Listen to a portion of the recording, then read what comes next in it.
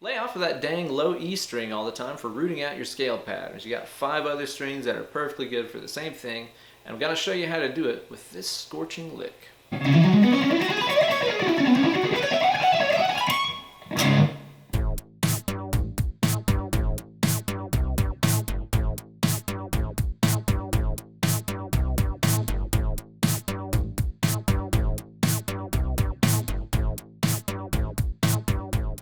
Hello there kids, and welcome to this week's installment of Weekend Wankshop here with your best buddy, Uncle Ben. That dang minor Pentecostal scale that we all use is supremely handy as it works in pretty much every genre of music, and it's a very guitar-friendly sort of scale pattern.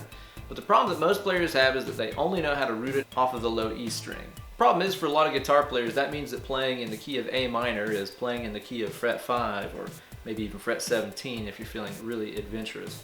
That's because they only know how to find those root notes on the one string. Today's lick is going to show you how you can root out a basic 1 octave minor pentatonic shape off of any string that you have on your board. And it's also just great alternate picking practice as well. Before we get into it, let's hear it again at stepdad speed.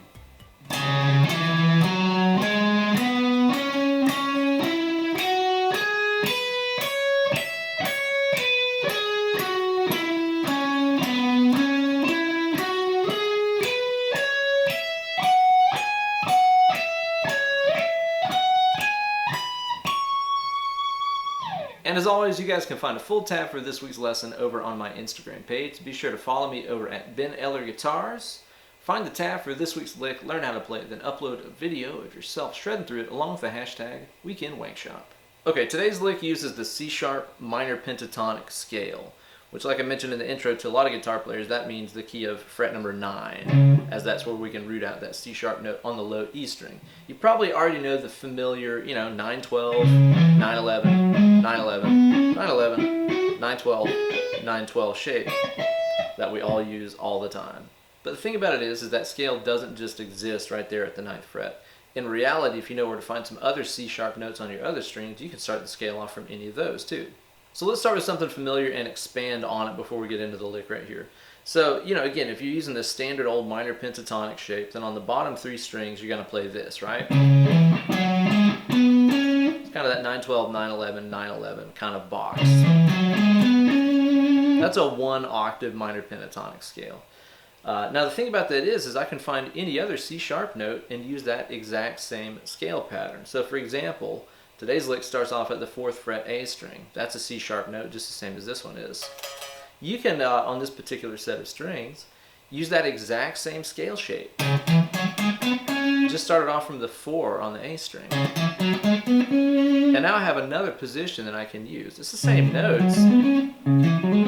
But the cool thing about this is it gets me to thinking about, well, root notes can be places other than the low E string, right? We could also put that little 1 octave scale pattern rooting itself out at the 11th fret D string. That's a C# note as well, and we'll do that in the lick too. Now if we put it here, it's going to start crossing over the B string, which is the really stupid string on the guitar. So this means our scale shape is not going to line up like it did with the other ones, where it's just kind of this straight box. What you're going to end up playing here is a little different. Whenever you reach the B string, it's not going to be here, but it's going to be here. It's just got to shift up 1 fret, Again, don't think of it as a new scale shape or anything like that. Think about it as the same shape you used on these. It's just that whenever it crosses the B string, you got to shift that picture up 1 fret. You could also play this starting from the 6 on the G string. That's a C# note. And again, right here we got to make a little amends for that stupid B string. So it's not going to be that straight up box like what we played on the low strings. It's going to have to shift up when we cross that dumb B string. So your shape is now going to look like this. And not here, but here instead. So that ends up being 6-9, 7-9, 7-9. Again, it always has to shift when it crosses over that stupid B string. We could even partially root that scale pattern off of the 14th fret B string. There's a C# note. Now obviously I don't have 3 strings worth to play that entire octave, but I can play a little bit of it. And that's enough to make some cool little licks out of. Hopefully that helps give you guys some ideas about rooting out scale patterns on strings other than the dang low E all the time. Finding those root notes on other strings is also going to help you learn the notes on those strings better and better too, so it's a real win-win scenario. This week's lick is going to use all those positions and more, and it's going to be starting off here on your 4th fret A string. That's your root note, C sharp. I'm going to be pointing out where the roots are in here all the time so you guys can really learn to find those on those different string sets. What we're going to do is we're going to play through that 1 octave minor pentatonic shape. So on the A string, you're going to play 4-7. On the D string, we're going to play 4-6. And on the G string, we're going to play 4-6. So that's just this. Now where you landed right here is fret number 6 on the G. That is a C sharp note. For you visual learners, they can say it as it's kind of like the octave of where you began, right? So basically this C sharp note right here is a new viable root note for that scale pattern, that little 1 octave C sharp minor pentatonic scale pattern we've been using. So what we're going to do is after we climb up, we're going to use this new root note to start a new scale pattern. So what I'm going to do is I'm going to replace that ring finger with my 1st finger. Quick little position shift to make that happen. And I'm going to play up the minor pentatonic scale from right there. Again, the B string is going to shift that pattern over, so we're going to play this. 6-9, 7-9, 7-9. That's the exact same notes, intervals, whatever, as what you began with. It's just that that pattern has shifted over 1 fret because of the stupid B string. So where we left off right there is the 9th fret on the high E string. Now, for a lot of guitar players, when they're thinking about C sharp minor pentatonic, the 9th fret is kind of home base. And now that I've ended up right here, I can kind of see how this is connecting into that familiar 9-12, 9-11, 9-11, 9-11, 9-12, 9-12 sort of scale pattern that I first learned the minor pentatonic scale in. So what I'm going to do is I'm going to position shift up here to the 12, and I'm just going to play down the familiar minor pentatonic box. It's going to go like this. Play 12-9 on the E, 12-9 on B, 11-9 on G, and then 11-9 on D. So far we've had 3 different minor pentatonic boxes. The first one starting on your 4th A, the second one starting on your 6th G, the familiar turf,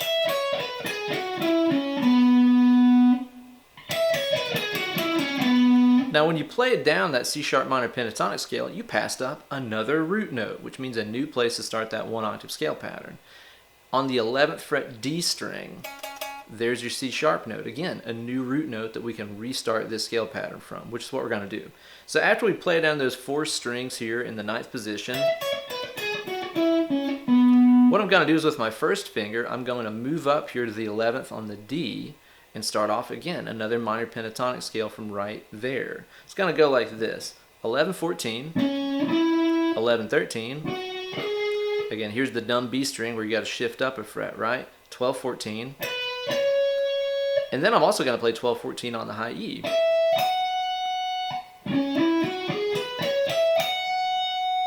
So now that I landed right here, right? Remember me saying earlier how you can root off this scale pattern off of that 14th fret B? So I kind of see myself close to another root note. And I'm going to play down it right here. So again, even though I'm right here, 14th fret high E, I'm thinking about the nearest closest C sharp, which is right above me on the B string. And again, if I envision that minor pentatonic scale shape, it's going to look like bam, bam, bam, bam. So I can kind of see where I'm at now, just entirely based off of the shape of that scale pattern. So the last note I've played there is the 14 on the high E. And what I'm going to do is I'm going to shift up with that ring finger, and I'm going to play down the scale pattern. So I'm going to play 16-14, 17-14. Again, there's your root note right there. There's that C sharp. So even though I landed here, I was able to see that there's a C sharp note right here and envision that scale pattern and what it would look like on those bottom 2 strings. So coming off of that little walk down, here's what I'm going to play, and I'll explain this in a second. I'm going to shift up here with my 1st finger. I'm going to play the B string 17-19, and then on the high E string here, I'm going to play 16-19. So that was... And then again, I'm thinking of the nearest root note, which is going to be that 21st fret on the high E string, C sharp, which is where this lick wraps up. Now a lot of you guys are going to be wondering where those last 4 notes came from. How did I know to play those in relation to that C sharp minor pentatonic shape down here, right? There's a lot of different ways I can answer that. I could say I was thinking of the intervals of the scale, you know, the root and flat 3rd and 4th and yada yada. I could think of it that way and find those notes. I could say that I just simply know the notes of C sharp minor pentatonic and I was finding them up there. But again, if we want to keep this really basic and visual, this might make sense to some of you guys who have dabbled with some of these patterns before. A lot of you guys might know that for every minor pentatonic scale, there exists 3 frets up its relative major pentatonic scale, right? So for C sharp minor pentatonic, there is E major pentatonic. It's actually the same notes, it's just in a different order. So basically, again, let's hack that scale pattern down a little bit, right? And the major pentatonic would look like... Do you see how whenever I was down here, I was still just thinking of those same 2 kind of scale tops, I guess you would call it, tops of those 2 scale patterns, and how they related to each other. So in other words, down on the low strings, it looked like that. So on the high strings, it's not going to be any different. So let's piece that together again here and point out where all the scale pattern starting notes are. And to keep in mind too, pretty much every time we restart the scale pattern, it's going to be under the first finger, which leads to some position shifts. So here's the first one starting from the 4th fret A. Next one starting from 6th G.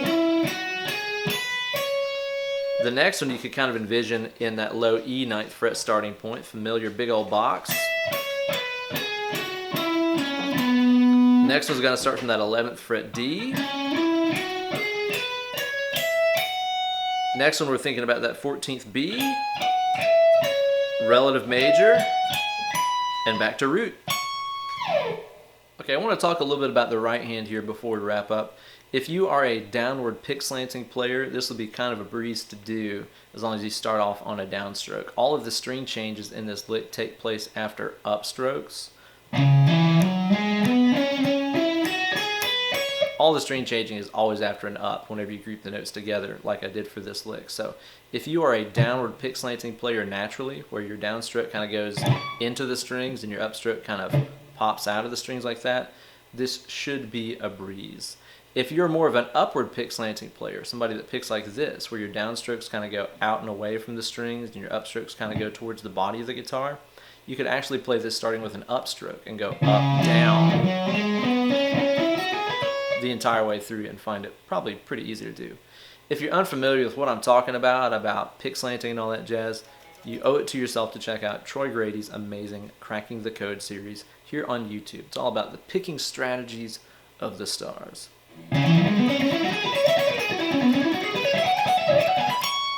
Straight up alternate picking should do the trick. Thank you guys so much for watching. Be sure to like this video and subscribe to my channel. You guys can also follow me on my Instagram page over at Ben Eller Guitars, or follow my Facebook fan page over on facebook.com/Uncle Ben Eller. And if you're interested in taking some one-on-one Skype lessons with me, be sure to drop me an email, benellerguitars@gmail.com. Thanks again, and stay tuned for another sick lick next week. Cheers, guys.